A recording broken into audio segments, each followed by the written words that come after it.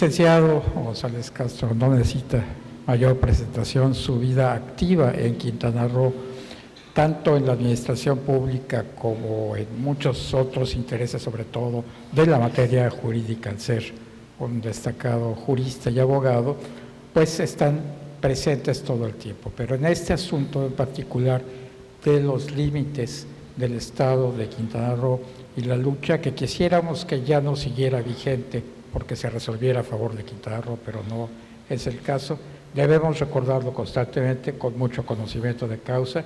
Y pues, ¿quién más y mejor que el licenciado González Castro? Muy bienvenido. Por favor, un aplauso a nuestro conferencista. Gracias. Voy a ser muy breve con una semblanza que tenemos aquí del licenciado José Joaquín González Castro. Él es egresado de la Universidad Nacional Autónoma de México, de la licenciatura en Derecho, por supuesto. Cuenta con un diplomado en Derecho Civil por la Universidad de Salamanca, España, y un diplomado en Derecho Notarial por la UNAM.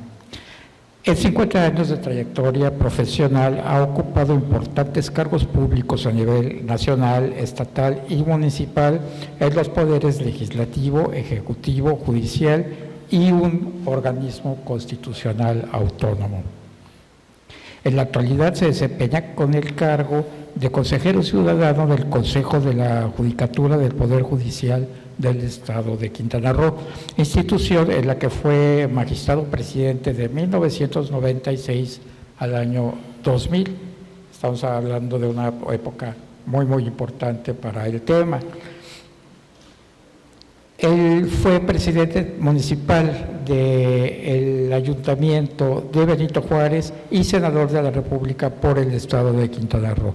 En el Poder Legislativo fue diputado por la honorable 11ª legislatura del Congreso del Estado de Quintana Roo y en el Ejecutivo ocupó el cargo de secretario de Gobierno, secretario de Finanzas, subsecretario de Asuntos Jurídicos, subsecretario de Enlace Interinstitucional, director de Asuntos Jurídicos y director de Supervisión de Delegaciones de la Secretaría de Programación y Presupuesto.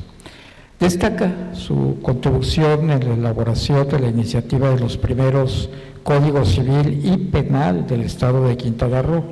Es autor de la iniciativa de reformas de la Constitución y de la Ley de Justicia Indígena del Estado de Quintana Roo y la Ley de Justicia Alternativa del Estado de Quintana Roo, legislación pionera en la República. Quintana Roo fue el primer estado que tuvo este derecho alternativo que ahora es común en la mayor parte de la República y, si no me equivoco, en todos los estados, por lo menos, si no hay justicia indígena, sí hay justicia alternativa. Entre sus honorables distinciones fue coordinador del Foro de Turismo del Senado de la República para la aprobación del Tratado de Libre Comercio entre México, Estados Unidos y Canadá. Presidente de la Comisión Nacional de Tribunales Superiores de Justicia de la República Mexicana, la muy conocida CONATRIB, presidente de la Comisión para la Defensa Jurídica de los Límites Territoriales del Estado de Quintana Roo y la presea al mérito judicial Manuel Crescencio Rejón y Alcalá, otorgado por los presidentes de los Tribunales Superiores de Justicia de la República Mexicana, y la venera de honor otorgada por el presidente nacional de la Sociedad Mexicana de Geografía y Estadística. Muy bienvenido y escuchemos con mucha atención las palabras del licenciado González Castro. Gracias Oscar. Pues en primer lugar, quiero agradecer la presencia de todos ustedes.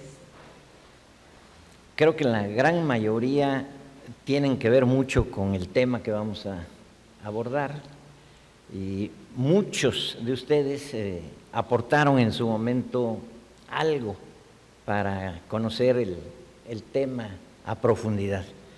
Empiezo por agradecer desde luego al gobierno del Estado, a la gobernadora Mara Lezama, al Instituto de Cultura, a la Universidad de Quintana Roo, a la Sociedad Andrés Quintana Roo, a Fernando Martí, a ti, Oscar, por tu presentación y moderación. Muchas gracias, para mí es un alto honor tenerte aquí a mi lado.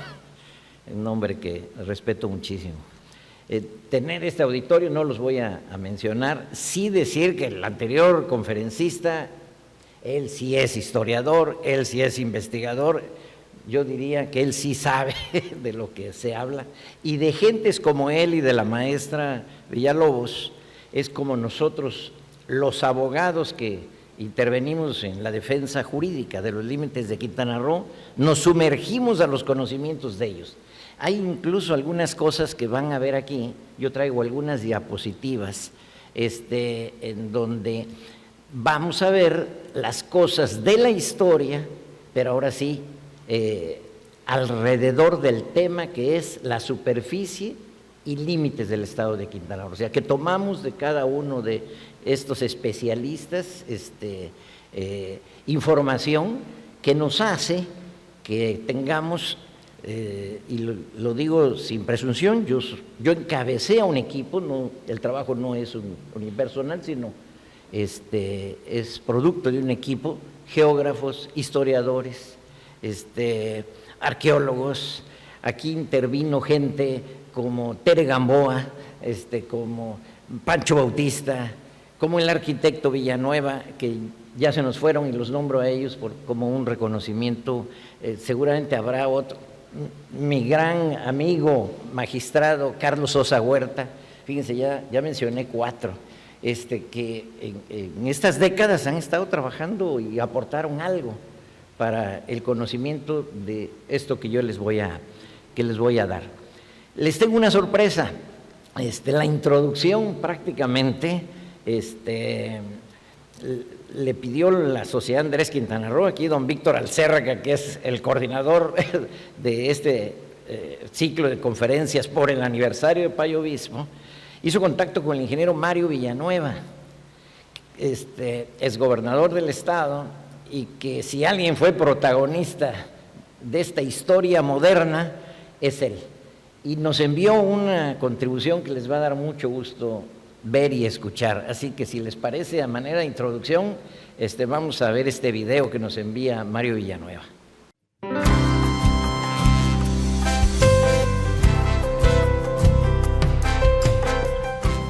Muy buen día.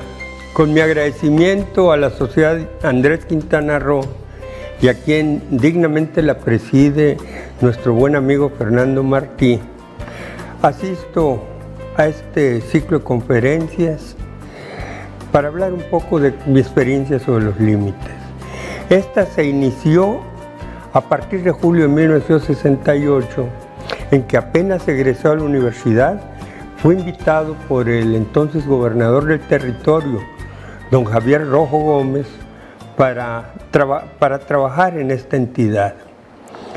Desempeñando mis labores en las comunidades limítrofes con Campeche y también en las de los límites con Yucatán, en el municipio José María Morelos, pude comprobar que había una férrea defensa de nuestros límites por parte del gobernador Rojo Gómez, que llegó incluso a confrontar con los gobernadores de Yucatán, Carlos Loret de Mola, y de Campeche, Carlos Sansores Pérez, porque en la defensa de nuestros límites, don Javier, como le llamábamos al gobernador, mandó poner letreros en los límites que constitucionalmente nos estaban establecidos, poniendo aquí, y termina Quintana Roo, inicia Yucatán, termina Quintana Roo, inicia Campeche. Desde luego que eso trajo conflictos.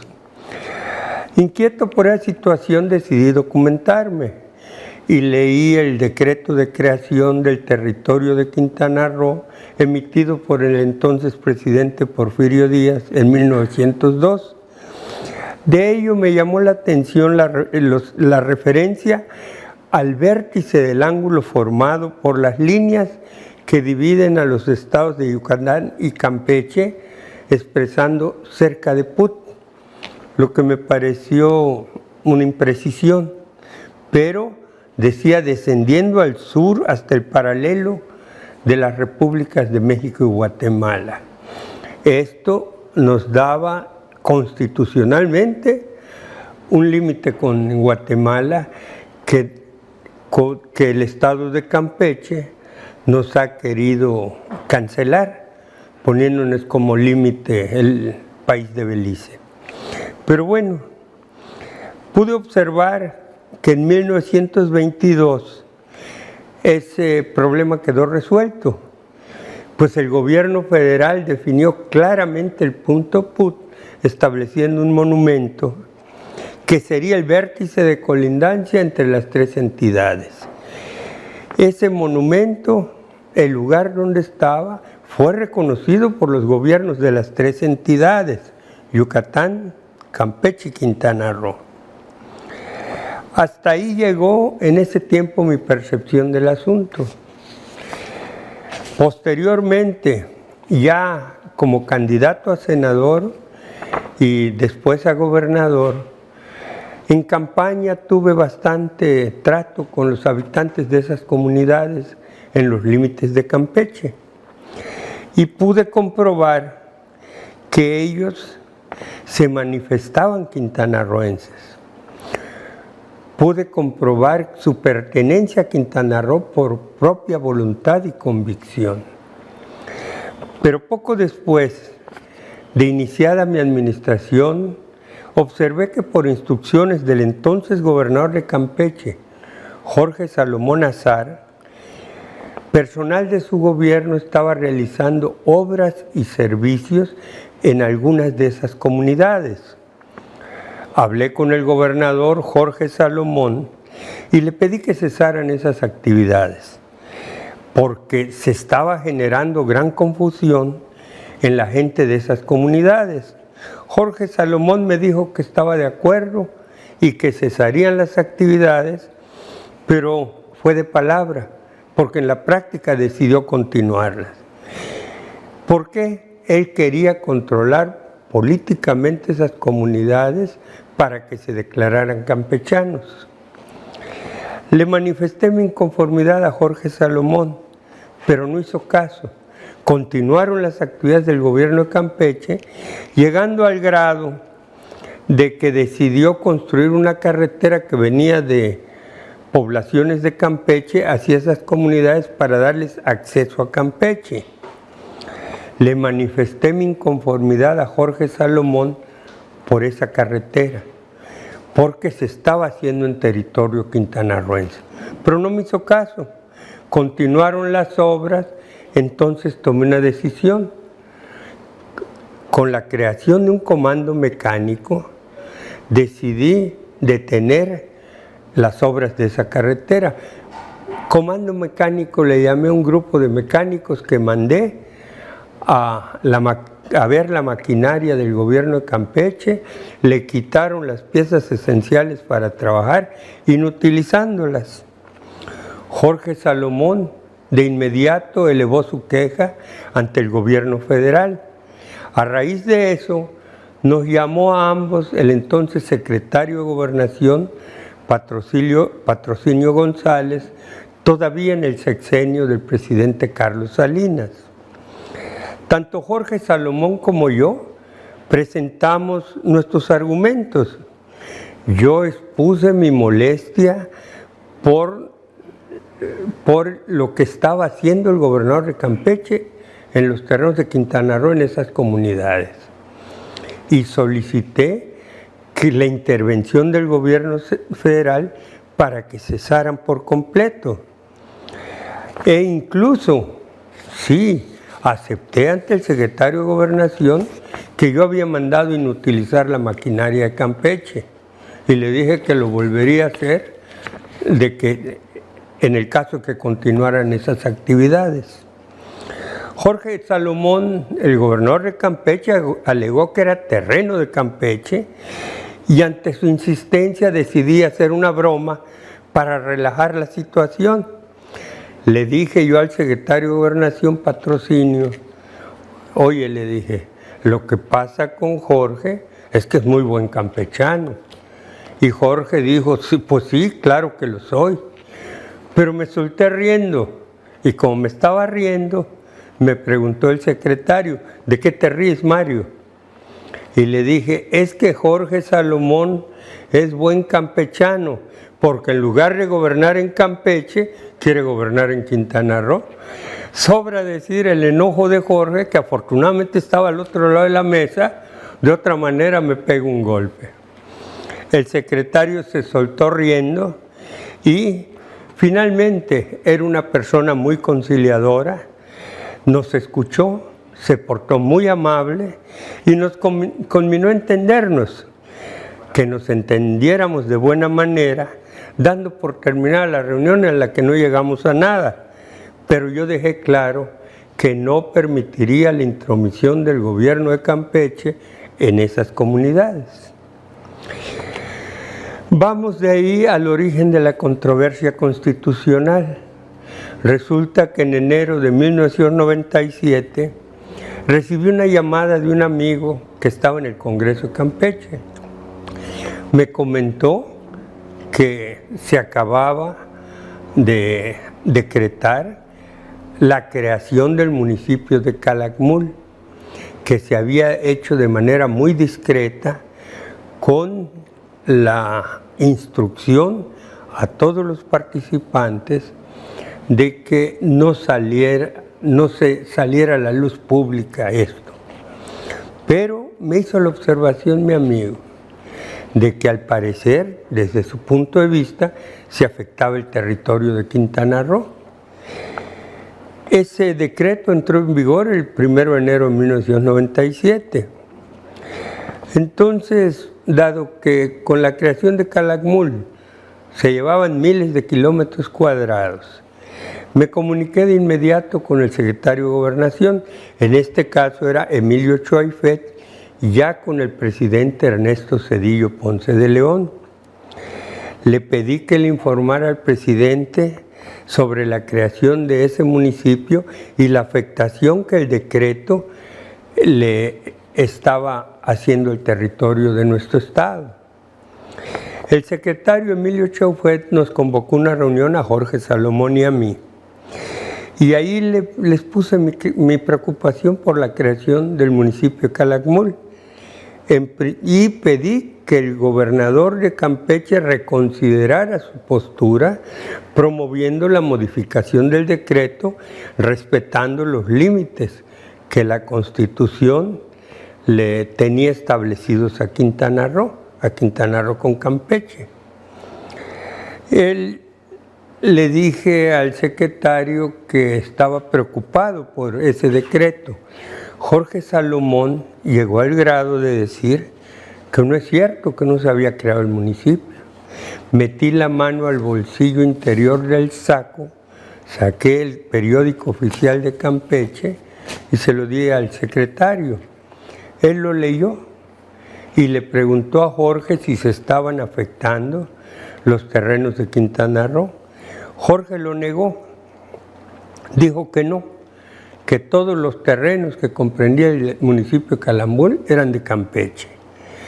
Yo le dije al secretario Emilio Choaifet que no era cierto, que de la lectura del decreto se observaba claramente la afectación de nuestro territorio.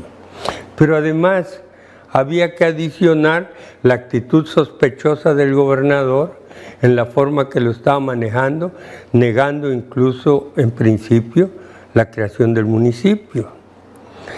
Le pedí formalmente al secretario Emilio Choaifet la intervención del presidente Ernesto Zedillo para que convencieran al gobernador Jorge Salomón de que promoviera la modificación del decreto respetando nuestros límites constitucionales. Emilio Choaifet acordó que trataría el asunto con el presidente Zedillo y que luego nos daría la respuesta de él. Entre paréntesis, al hacerse público el problema, se integró un grupo de quintanarroenses muy inquietos por este problema que considera una invasión del gobierno de Campeche a nuestro territorio. Y en entrevista conmigo me pidieron que resolviera el problema con urgencia. Mi principal asesor jurídico era entonces presidente del Tribunal Superior de Justicia del Estado, el licenciado José Joaquín González Castro. En él yo depositaba toda mi confianza para resolver problemas jurídicos que se me presentaban. Joaquín González Castro hizo el análisis del asunto y me comentó que la única solución consistía en presentar una demanda de controversia constitucional contra el Estado de Campeche ante la Suprema Corte de Justicia de la Nación, y que si no lo hacíamos en un plazo de un mes a partir de la vigencia de la creación del municipio, caeríamos en el problema que sería un acto consentido y no habría ninguna oportunidad ya de resolver el problema, es decir, habríamos perdido nuestro territorio. Unos días después de la reunión que tuvimos el gobernador de Campeche y yo con el secretario de Gobernación, Emilio Chaufet, me llamó para que fuera a su despacho a reunirme con él. Al llegar me dijo de manera tajante, era muy su estilo de Emilio, que la indicación del presidente ante este problema era que yo enviara una carta al presidente de la Suprema Corte de Justicia de la Nación, manifestándole mi inconformidad por la creación del municipio de Calakmul y que con eso era suficiente. Le dije enseguida, mira Emilio, tú eres abogado y sabes perfectamente que una carta de ese tipo no tiene ningún valor jurídico en relación al problema que tenemos y que no resolvería nada, que simplemente quedaría el asunto perdido en favor de Campeche. Y lo único que queda, Emilio, le dije, es que el gobierno de Quintana Roo demande al gobierno de Campeche ante la Suprema Corte de Justicia. Me contestó Emilio que eso no era posible, que ya lo había platicado con el presidente Zedillo y que yo debía acatar la instrucción del presidente de enviar la carta que me estaba indicando de mi inconformidad por la creación del municipio de Calakmul, y con eso quedaría resuelto el asunto. Salí bastante desalentado de la oficina del secretario de Gobernación, dándole vueltas a la cabeza sobre la forma en que podría convencer al presidente Ernesto Zedillo y al propio secretario de Gobernación de que en cumplimiento de la Constitución Federal estábamos obligados a la controversia constitucional, aunque el asunto era relativamente sencillo, fácil de entender, tal como me lo había expuesto Joaquín González Castro. Decidí acudir a una voz de peso nacional que pudiera ayudarme a convencer al presidente. Por eso fui a ver al maestro Ignacio Burgó Orihuela, uno de los más prestigiados abogados en México en esos momentos. Y yo necesitaba la anuencia del presidente y pretendía que con la opinión del maestro Burgoa pudiera yo lograrla. Eran tiempos de subordinación absoluta al presidente de la República y para un caso como ese yo necesitaba su permiso. Con esa idea hablé con el doctor Ignacio Burgó Orihuela. Él amablemente se ofreció a revisar el asunto, emitió un dictamen llegando a la conclusión que ya conocíamos. Estábamos obligados a presentar la demanda de controversia constitucional. Con ese dictamen del maestro Burgoa, me presenté con el secretario de Gobernación y le dije, mire Emilio, aquí tienes el análisis con un dictamen del maestro Ignacio Burgó Orihuela. Coincide con lo que ya te he expuesto, que me han dicho por mi asesor jurídico del Estado. Y me dijo, la instrucción del presidente es que mandes esa carta y no hay controversia constitucional. Fue tajante. tajante.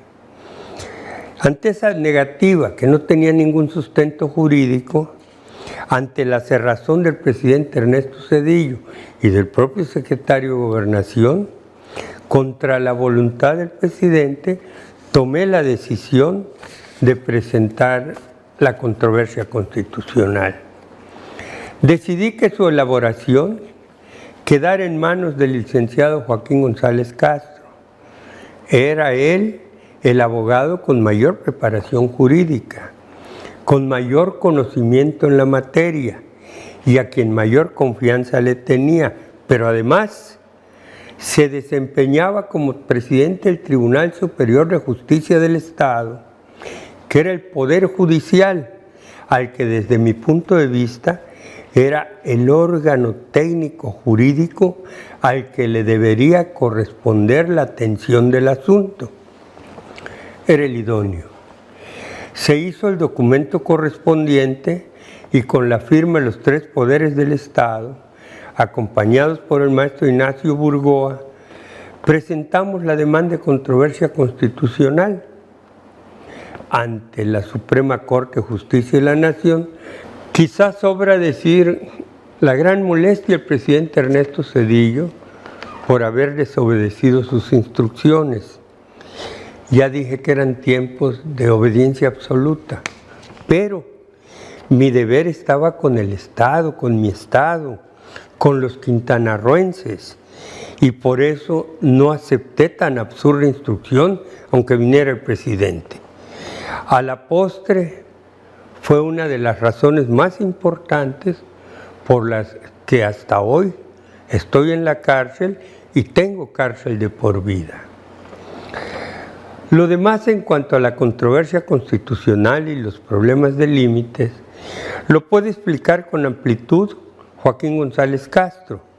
Es quien mejor conoce en Quintana Roo el problema limítrofe y todo lo relativo a las acciones jurídicas que se han hecho y que se deben hacer.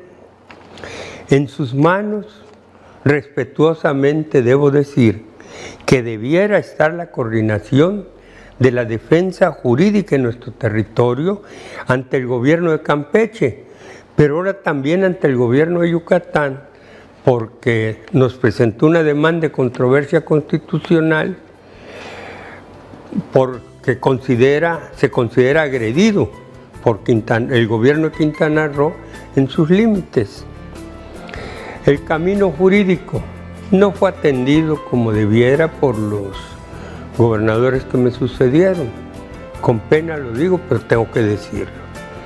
Sin embargo, estamos a tiempo de continuar y obtener los logros jurídicos, porque tenemos la razón legal y la razón histórica nos asisten.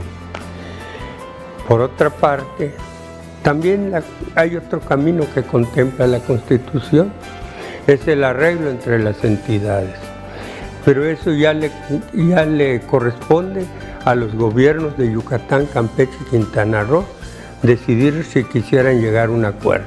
Muchas gracias por escuchar.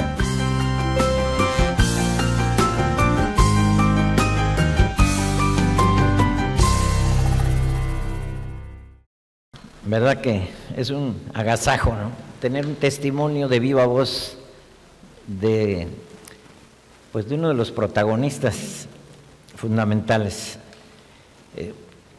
La verdad que es un reto para mí, después de oír al maestro Macías y ahora a Mario Villanueva, pero bueno, voy a tratar de hacer el mejor esfuerzo, sobre todo de síntesis.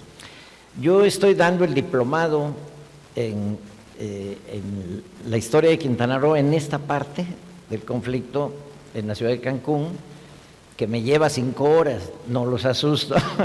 Voy a ser muy breve. La verdad que traigo una selección de información que muchos conocen, a lo mejor parcialmente, pero verla en su conjunto les va a permitir, la verdad, refrescar su memoria y sin duda fortalecer su convicción de lo que pasa con nuestro queridísimo territorio superficie territorial del estado de Quintana Roo. Y nos vamos a ir de volada, porque hay cosas curiosísimas. Miren, este primer mapa de uno de los arqueólogos que conoce muy bien la historia de los antecedentes de esta península de Yucatán, fíjense qué interesante cómo nos pone los señoríos que existían en el siglo XVI, y ahí resaltan en el color verde, en la porción oriental,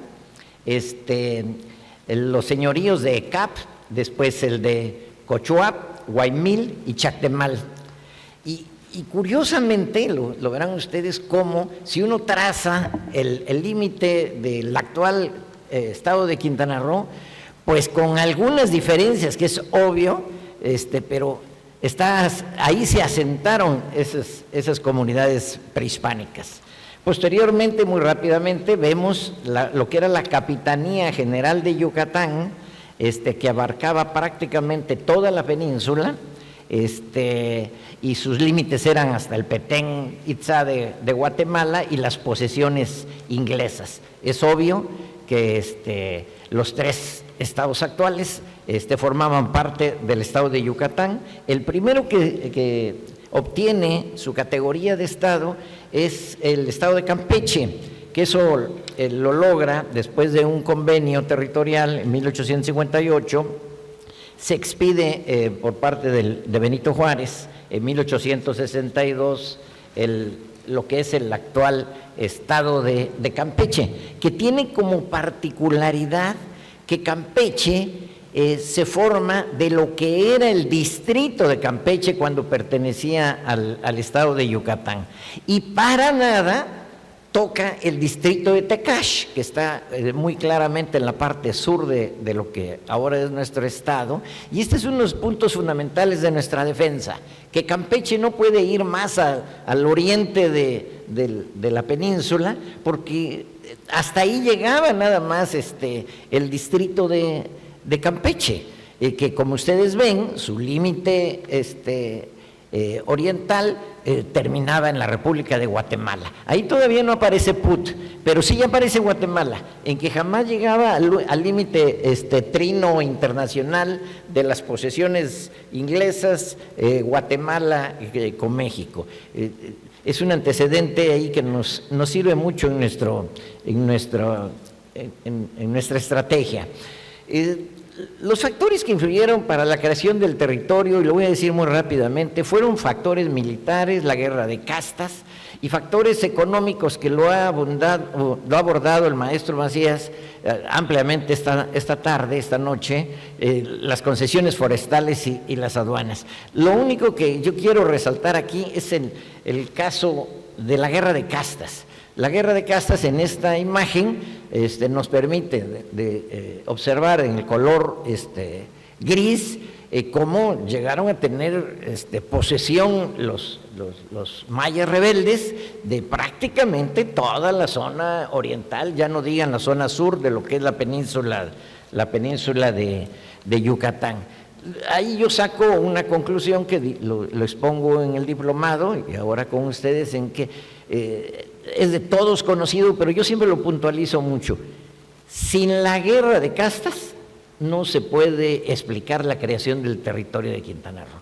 Y hay factores como los que se explicaron en la conferencia anterior, que se refieren a las concesiones forestales y que únicamente las vamos a abordar también muy rápidamente, y tomamos información del maestro Macías y creo que de la maestra Villalobos, que está aquí presente, que son de los que más saben aquí. Aquí hay gente que sabe mucho, ¿no? Hay historiadores especialistas en la historia de Quintana Roo, pero sin duda de los más especializados son quienes nos acompañan esta tarde. Pasamos rápidamente, ya solo vamos a hablar de la primera compañía que se instaura en el Cuyo en 1876. Fíjense qué curioso, en color azul. Luego viene la siguiente, la de Faustino Martínez, en color verde. El maestro la tiene en uno de sus trabajos. Y el famosísimo Manuel Sierra Méndez, hermano de Justo Sierra, ya lo dijo el maestro, y que eran, pero cercanísimos colaboradores de Porfirio Díaz. En una imagen final, vean cómo se hizo el reparto por parte de Porfirio Díaz de concesiones, y curiosamente, prácticamente todo el territorio de lo que ahora es el Estado, se otorgó en concesiones. El dato que tenemos documentado es de 34,000 kilómetros cuadrados de los 50,843. Esta es una aproximación, obviamente es una recreación, es una imagen, pero nos da una idea de que todo estaba concesionado prácticamente a gente de Díaz. Ya lo dijo el maestro, estaba Manuel Sierra Méndez, estaba el hijo de Bernardo Reyes, que era el secretario de Guerra y Marina, o sea, puros gandallas, ¿no? O sea, que se repartieron todo el territorio de Quintana Roo. Luego viene, y nada más lo vamos a ir eliminando, pero es la creación de la sección aduanera de la porción oriental, la aduana marítima y forestal de Quintana Roo. Y miren, y pongo énfasis en lo que fue la sección aduanera de la porción oriental. Miren, que explicaba el maestro, pero que yo lo quise ilustrar en esta imagen, que esta sección aduanera de lo que es Payo Obispo en esos momentos, o en lo que iba a ser Payo Obispo, porque estamos hablando de 1895, ¿no, maestro? La sección aduanera, 1895-96. 98, pero aquí lo interesante es que vean lo que él señalaba, que parte de Punta Flor y va a lo que prácticamente es lo que yo siempre le he llamado el punto de la Y que divide a los tres estados, ¿no? que es Put, y de ahí desciende hasta la frontera con Guatemala. Una vez más, es otro elemento que ahí vamos juntando. Esto es como un rompecabezas, que se van, una vez unidas todas las piezas, nos lleva a una conclusión.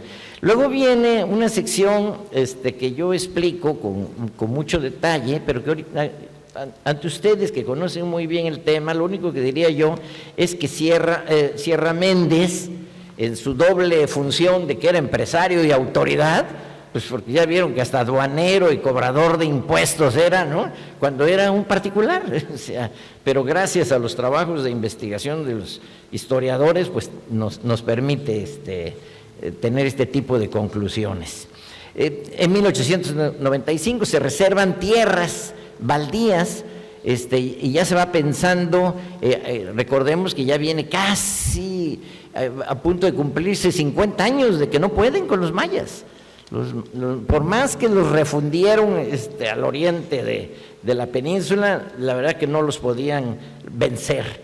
Este mapa de esta reserva también es muy interesante porque vean de dónde parte esta reserva de terrenos nacionales, y parte del punto llamado Iná, al norte de la punta Chachalal, y ahí van estableciéndose los límites, pasando a Cobá, a Tepic. Ustedes saben que Tepic forma parte fundamental de la historia en la Guerra de Castas. Ahí se inicia y por alguna razón casi va sirviendo de límite a lo que más adelante sería el territorio de Quintana Roo. Y ahí, incluso en esta reserva de terrenos nacionales, rebasa Put, y si ustedes ven, pues abarca territorio de lo que es actualmente Campeche, y ahí va bajando y están perfectamente establecidos estos límites. Nos seguimos. Luego viene una propuesta muy interesante de Manuel Sierra Méndez. Se ve que Sierra Méndez, ahora en una triple función, ahora de asesor de Díaz, pues le urge, para efectos de los negocios, pues que ya se termine con la Guerra de Castas, y entonces le hace una propuesta al presidente Díaz para que se dé el golpe final de la campaña, y le propone en lo que se llama el Plan Sierra Méndez, y le propone la creación de un territorio federal. Finalmente, en esta parte que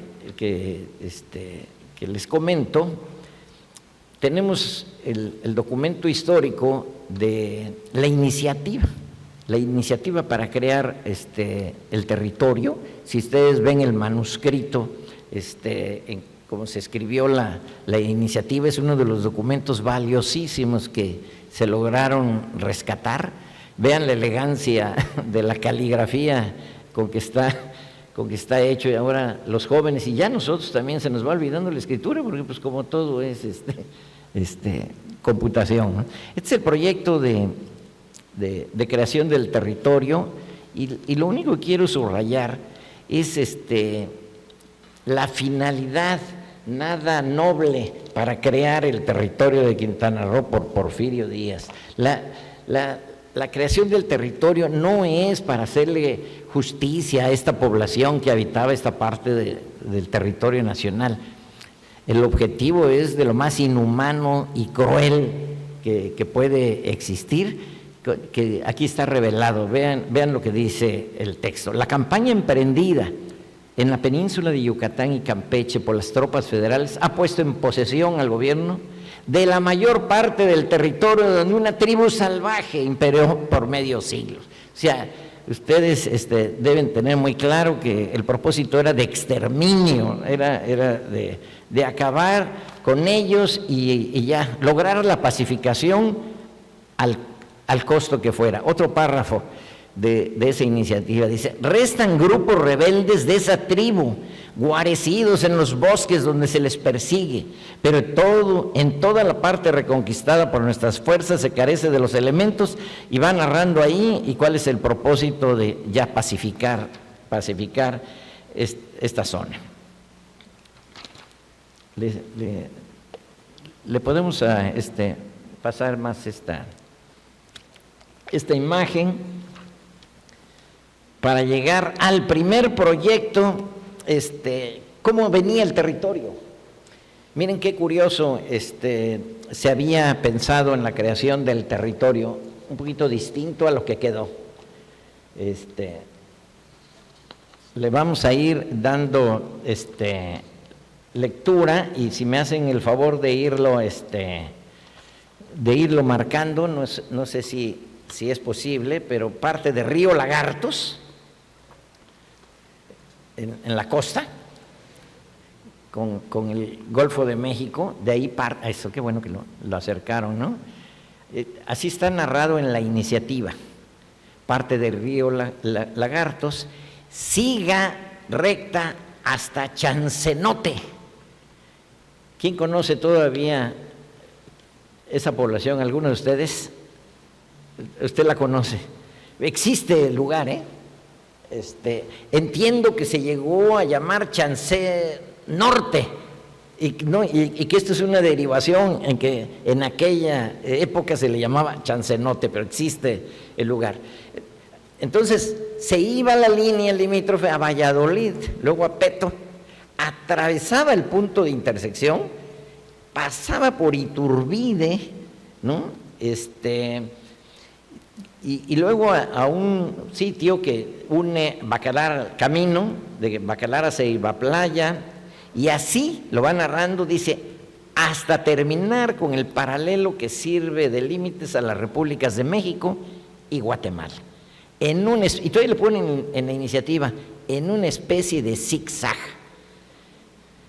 Recordemos que esta iniciativa la hace Bernardo Reyes, la hace por motivos militares, y por eso uno se imagina el que militarmente ellos tenían muy claro qué zonas debían marcar entre la población pacificada y la de los rebeldes mayas que tenían en posesión esta parte de la península de Yucatán.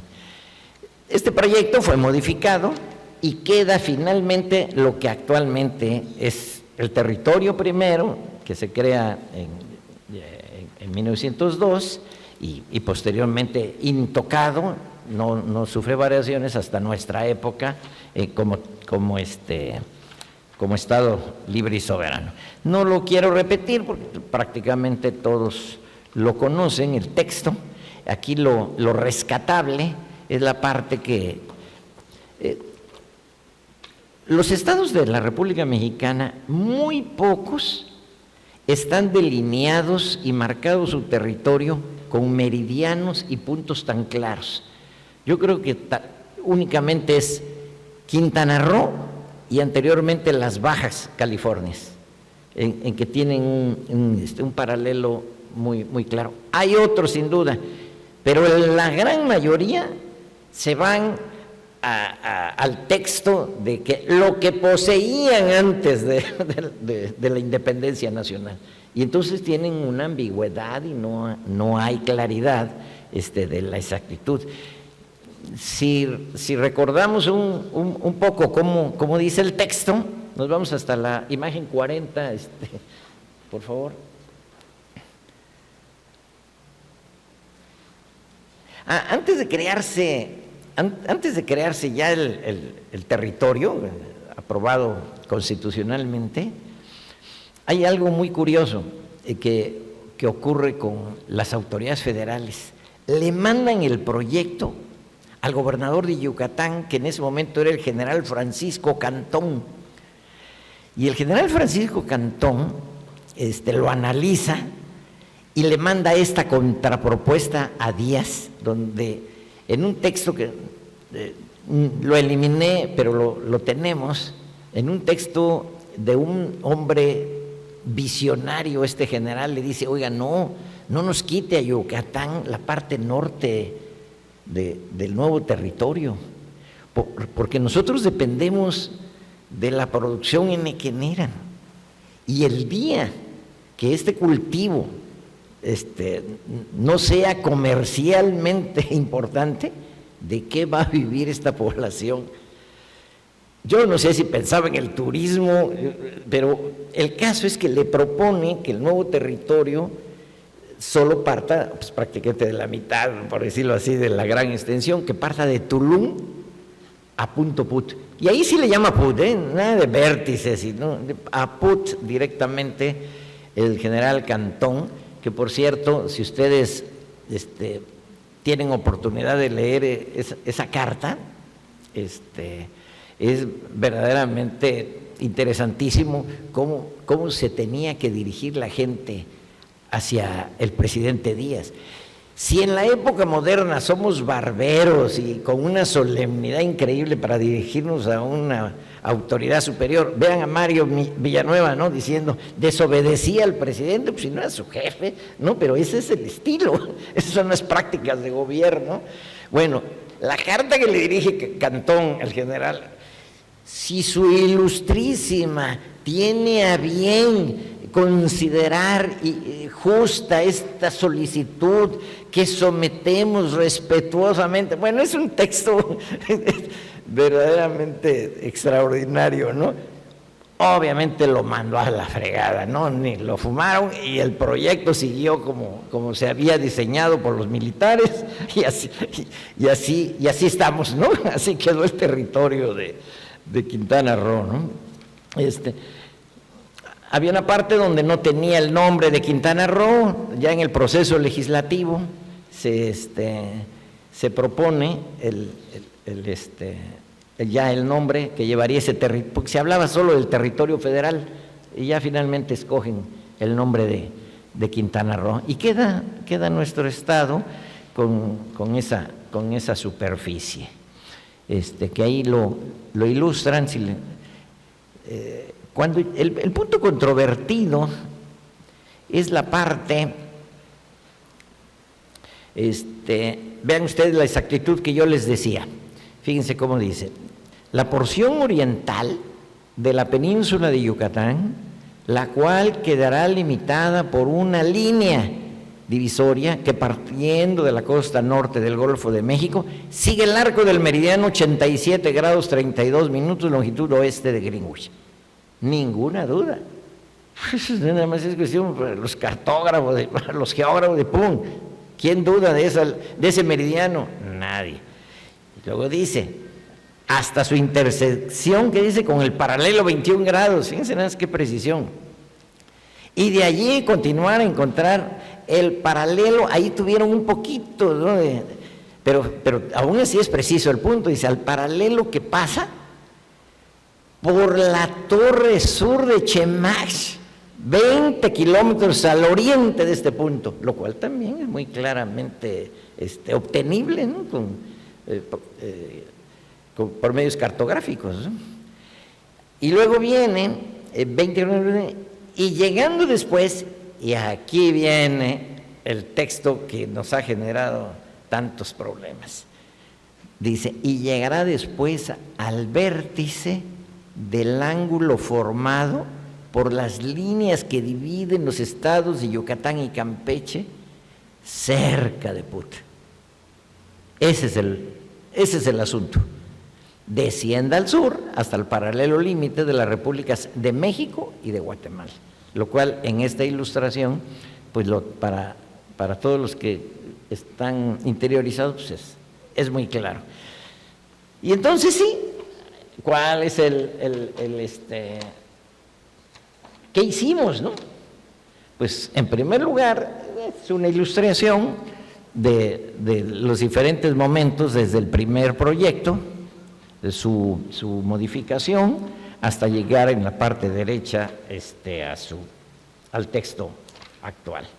Luego vienen un par de fechas que todos conocen muy bien, cuando desaparece el territorio de Quintana Roo en el 31 y se anexa a Campeche y Yucatán. No menciono el de 13-15 porque también todo el mundo se lo sabe, ¿no? No tiene ningún sentido. El que sí nos es muy importante en la defensa, fíjense lo que dicen las abuelitas, no hay mal que por bien no venga. Cuando se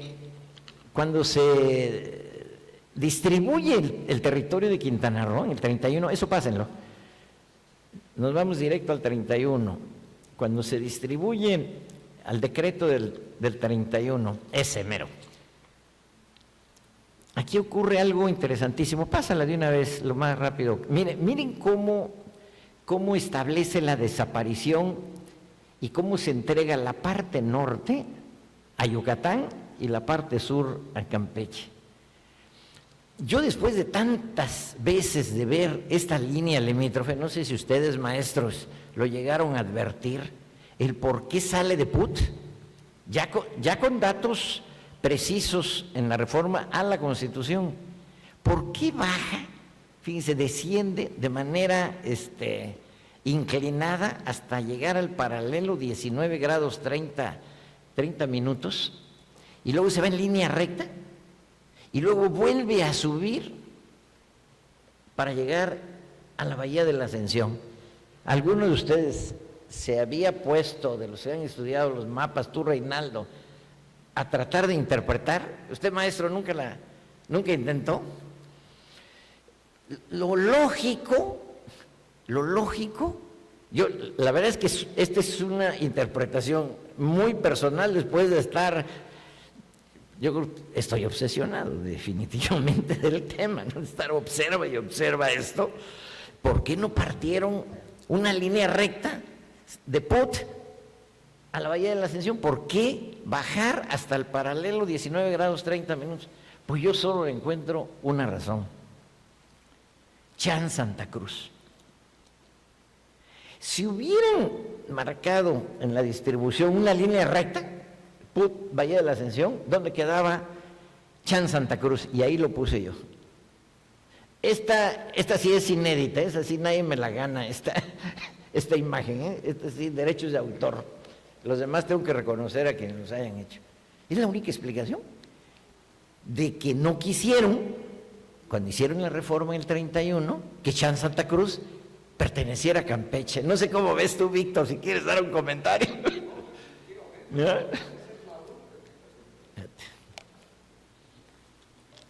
Muy bien. Nos vamos. Eso está en la Constitución, Esto es reforma constitucional, o sea que esto no tiene grandes discusiones, ¿no? Más que, no hay ciego más que el que no quiere ver, ¿no? Bueno, sigue esa etapa gloriosa de Quintana Roo, que sin el comité pro territorio no se explica uno el temple del quintanarroísmo, por los sufrimientos y agravios, ¿no? De que me desaparecen, antes se le reparte a Yucatán, ahora lo peor que pudo haber pasado a Campeche, y bueno, ¿para qué les explico? Me da mucho gusto que esté Toño García Joy, porque yo estoy enamorado del libro de don Carlos Joy. El pasaje de cuando el pueblo de Quintana Roo le pide a Lázaro Cárdenas el que le restituya la categoría de territorio. No sé si conoce usted ese pasaje, maestro, de Carlos Joy. Es verdaderamente extraordinario. Yo estuve a punto, cuando leo ese pasaje, yo venía de Cancún a Chetumal, Toño, que es cuando te lo pido y que me hiciste el favor de regalármelo. Y que se debería de distribuir solo esa parte vale el libro, caray, ya todo lo demás vale más, pero lo dice con una pasión de un joven que yo he calculado que tendría Carlos, y digo Carlos porque llegué a tener esa relación de tú a tú con tu papá, ¿no? Debió haber tenido 18, 19 años cuando él lo vivió, obviamente. 20 años, fíjate. Entonces, pero lo captó re bien don Carlos Joy, porque es don Carlos Joy, obviamente, con todo nuestro respeto. Nos seguimos de volada. Ya me lo terminamos, no sé si me he extendido mucho, 9:05. Yo creo que vamos a la parte, ya la recta final. Estos son los elementos constitucionales que debieran solo ellos, en un juicio, en una controversia constitucional, se llama constitucional porque lo que se tiene que verificar por parte y cotejar por parte de la Corte es si un asunto, en este caso un conflicto, es constitucional o no. Así como hay una acción de inconstitucionalidad que también prevé la Corte, ¿qué hace la Corte? Pues analiza una ley y la pone a la luz de la Constitución, si pasa esa regularidad de que no la viole la Constitución, que se apegue el texto, igual una controversia constitucional. Nosotros nos pudimos haber quedado en esto, en la defensa, y decir, ¿saben qué? Es más, para algunos abogados del propio Quintana Roo, muy simplistamente, ¿para qué se meten en líos de la historia, de la arqueología? Sin embargo, nosotros, los que formábamos este equipo, dijimos, no, hay que, una controversia constitucional de esta naturaleza, dijimos, es como un juicio, y aquí están compañeros del Poder Judicial, esto es como un juicio ordinario, es un juicio de pruebas. Sí es constitucional, pero de pruebas. Y nos pusimos, bueno, estas son las diferentes controversias que ha habido, la 9 y la 13 que se interpusieron con el gobernador Mario Villanueva, que como ustedes lo oyeron, él no se anda por las ramas, él decidió la controversia, sí, nosotros opinamos, pero desde luego él era el que llevaba la batuta, aunque siempre fue muy respetuoso. Reformamos la Constitución para que le diéramos legitimidad a los tres poderes para representar al Estado, que es una de las cosas que hicimos, que no hubiera duda de que éramos los representantes del Estado, los tres poderes, el Ejecutivo, el Legislativo y el Judicial. Y bueno, llegamos a la frase, en la página 77, donde este es el punto de la litis, ¿no? Hay que dilucidar y encontrar cuál es el vértice cerca de Puebla. porque la Constitución no nos dice que en put, porque si encontráramos put creo que ya lo resolvimos, pero no, llega al extremo la duda ahí sí de que es el vértice cerca de put. Entonces, como dice el silogismo más simple, bueno, para encontrar el vértice cerca de put, pues primero vamos a ver qué es put.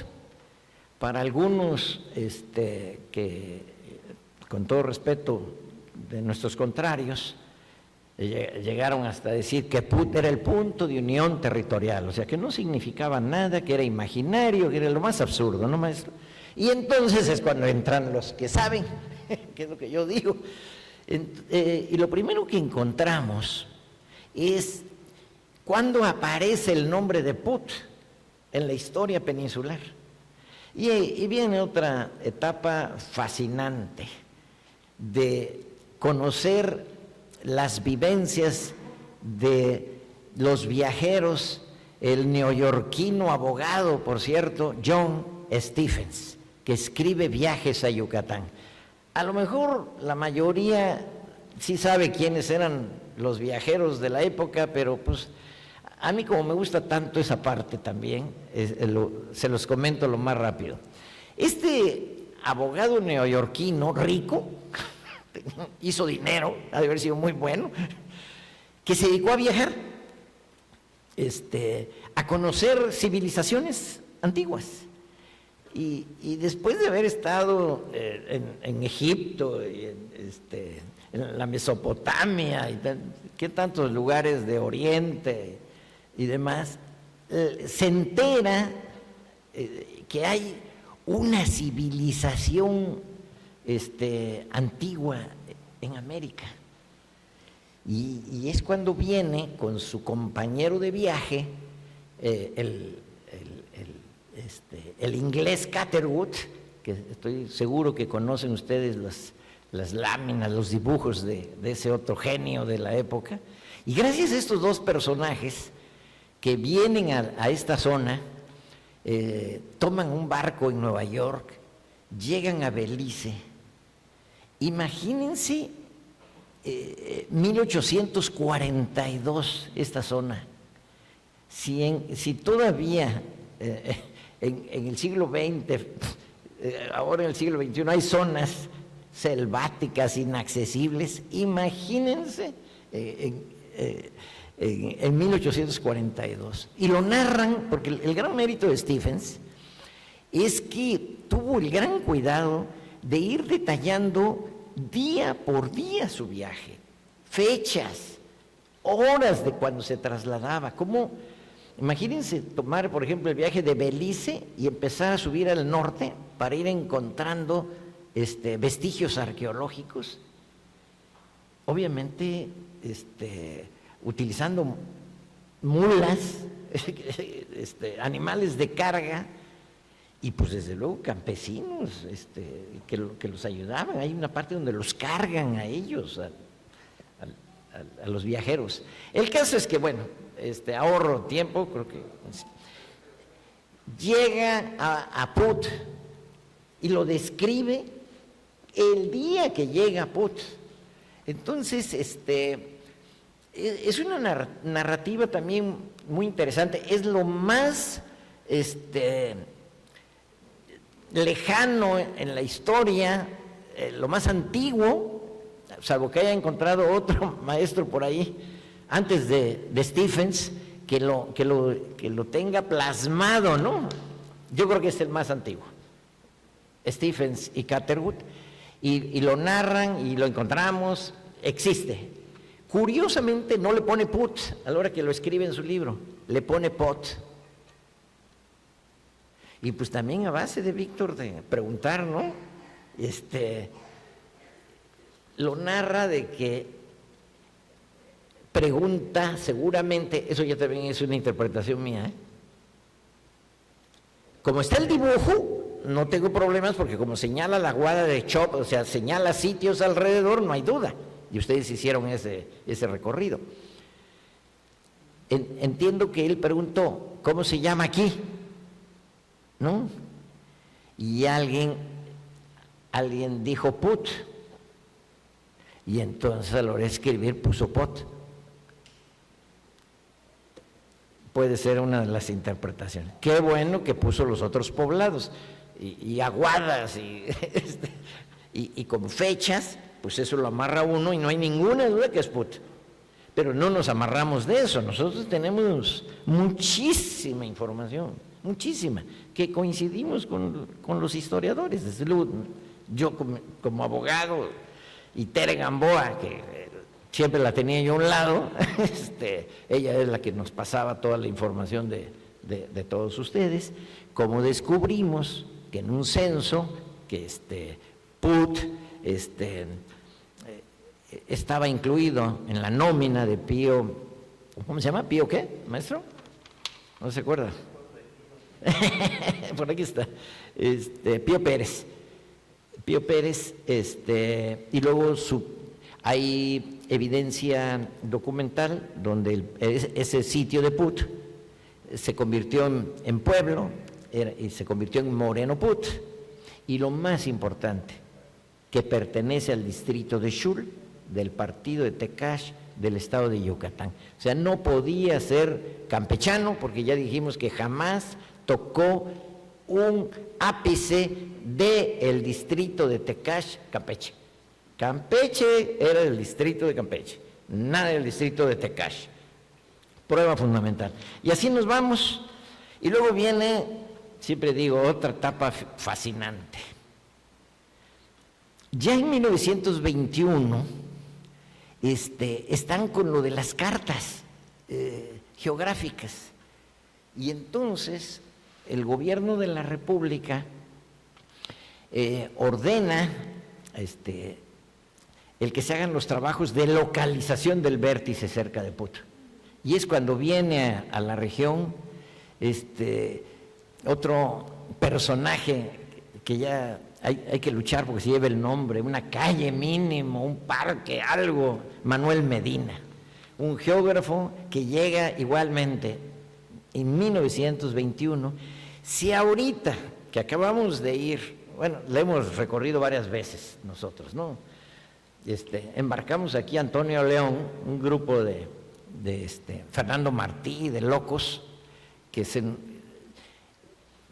cuando yo les platico esta historia, se los digo con toda confianza, ¿no? Es después de una comida, ya con 2, 3 alipuses adentro, ¿no? Les platico y yo, si vean cómo me emociono, pues imagínense con 2 tragos, ¿no?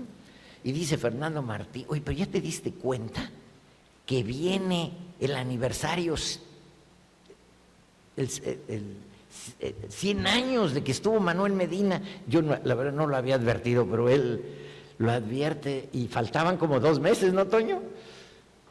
Y ya lo embarcamos y él nos financió todo el viaje y estuvimos para disfrute nuestro a los 100 años que se cumplían de haber estado Manuel Medina haciendo la medición y construir el monumento, la Mojonera Put. Algo verdaderamente maravilloso.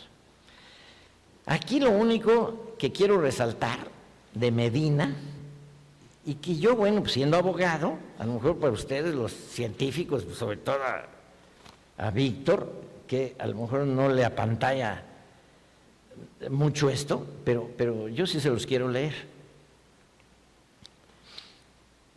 Miren lo que dice el reporte del ingeniero Medina. Ya estando en el sitio, no sé si se alcance a ver, yo creo que sí, dice, las observaciones de tiempo se practicaron por el método de pasos meridianos, empleando para tal efecto el alta-azimut, Repsol, eso todo son instrumentos, pues de alguna manera que no sorprenden mucho, son los documentos de la época. El segundo párrafo ya empieza a crear para mí ese gran impacto, ¿no? Dice, las señales empleadas para la comparación de horas, o sea, para la determinación de la longitud, fueron emitidas por el Observatorio Naval de Washington por medio de las señales inalámbricas radiadas por la estación las noches del 9, 10 y 11 de agosto de 1921. Y creo que me volaste la parte sí, se perdió. El que su medición la logra con la observación astronómica de esas 3 noches.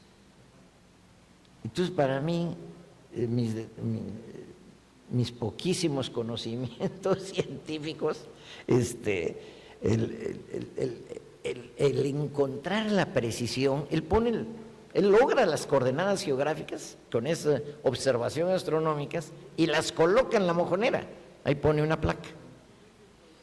Cuando yo voy con los abogados a la inspección judicial de la Suprema Corte de Justicia de la Nación y ponen el GPS, ¿no?, y salen a 100 años aproximadamente las mismas coordenadas geográficas a través del satélite con las de aquel hombre, ahí están las fotografías esas, de 1921, ¿no? Y todavía un güey, un abogado de los que venían, dice que cuando tiene el GPS, dice, qué chingón aparato. No, qué chingón el que lo hizo hace 100 años observando los astros, por favor, ahorita conectándose con el satélite, ¿no? ¿A poco no es apasionante, no? No es admirable, ¿no? Bueno, ya voy a terminar, me voy a ahorrar mucho. Ya lo comentó incluso Mario Villanueva, esa medición la aprobó Campeche y Yucatán en un decreto de su Congreso. Luego tenemos la ley de 1928 que señala que está a 200 metros. ¿Dónde está el vértice cerca de Put? Hay una disposición en ley que dice que está a 200 metros al oeste. Y entonces nos vamos a la cartografía, a buscar las cartas que existían cuando se decide poner la mojonera. Y encontramos cartas, no sé, vamos a ir pasándonos, ya llevamos mucho, ¿eh? Sí. La franja, todo eso ya, vuélate, todo el mundo sabe cuál es la franja que se perdería entre Yucatán y Campeche. Estos son los 100 años, la ceremonia.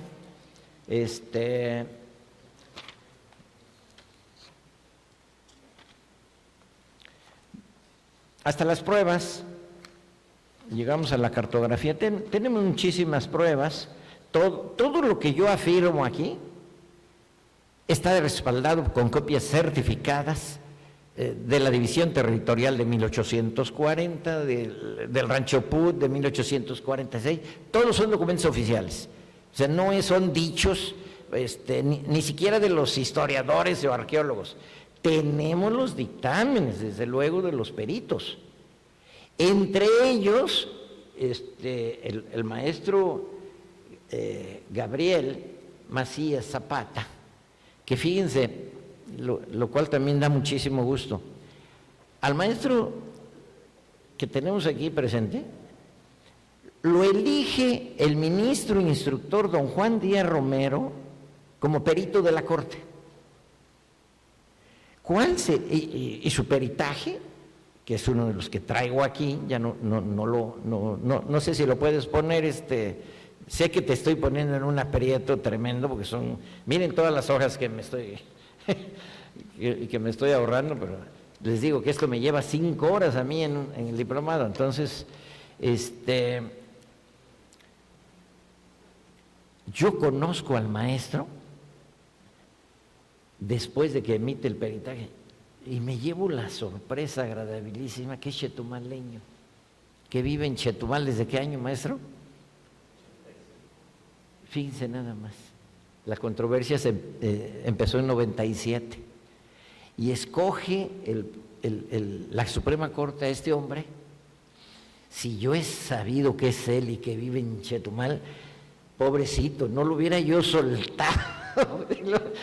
Afortunadamente no lo conocía, y ni siquiera nos pueden decir que lo hubiera yo presionado, lo hubiera estado yo atosigando, pero dio un peritaje que se ha venido acreditando con arqueología, con geografía, pero en la parte histórica nos dio a nuestro favor su peritaje, y ya con eso termino dándole un aplauso al maestro que está aquí presente.